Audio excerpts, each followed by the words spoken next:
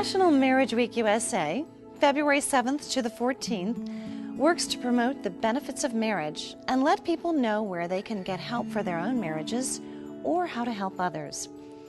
It's part of an international movement in more than 20 countries during the week leading up to Valentine's Day. Did you know that marriage really does pay? Research shows that married adults have far greater wealth and financial stability than their single or cohabiting counterparts. Married adults lead longer lives, have greater personal happiness and better health. And marriage is really the unsung anti-poverty program because single motherhood is the greatest source of impoverishment for both women and children. Research also shows that children raised by both their mother and father perform vastly better in school, have far less trouble with the law, less teen pregnancy, and fewer addictions. But we can do better. Taxpayers spend at least $112 billion a year on divorce and unwed childbearing. 40% of all U.S. babies today are born outside of marriage, contrasted to less than 5% back in 1960. The head of the National Center on African American Marriages and Parenting says we are in a national emergency because 72% of all African American babies today are born outside of marriage. Listen, we all have regrets, and we sometimes have to do the best with the circumstances we've been given. And we value every human life. But almost everyone really does want lifelong lasting love. For the sake of raising the next generation, we think that marriage deserves just as much of a positive campaign as does recycling, anti-smoking, or healthy eating. Marriage is good for America. We all have to be concerned.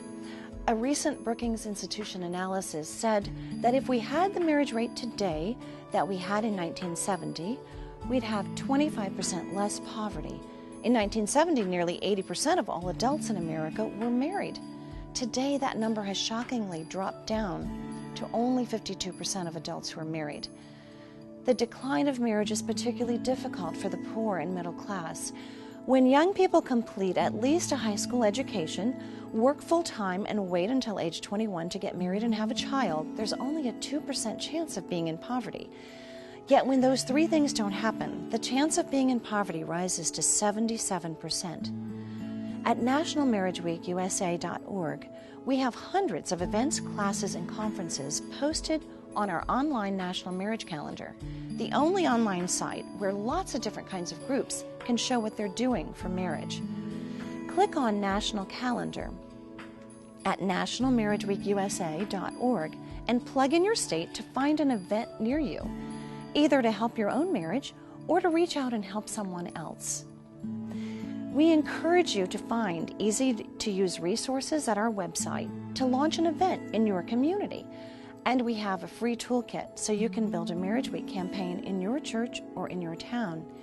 And please plug in your date and event info for everything you do, no matter what time of year, on our national calendar. It's free, and it will help others see that there's something really big happening across the country. I'm Sheila Weber, director of this growing campaign. Please become a part of this hopeful and helpful national initiative to create stronger marriages, to reduce divorce, and to promote marriage prior to childbearing where possible, which reduces poverty. Marriage is truly valuable for private benefit and for the public good. Let's work together. Let's strengthen marriage.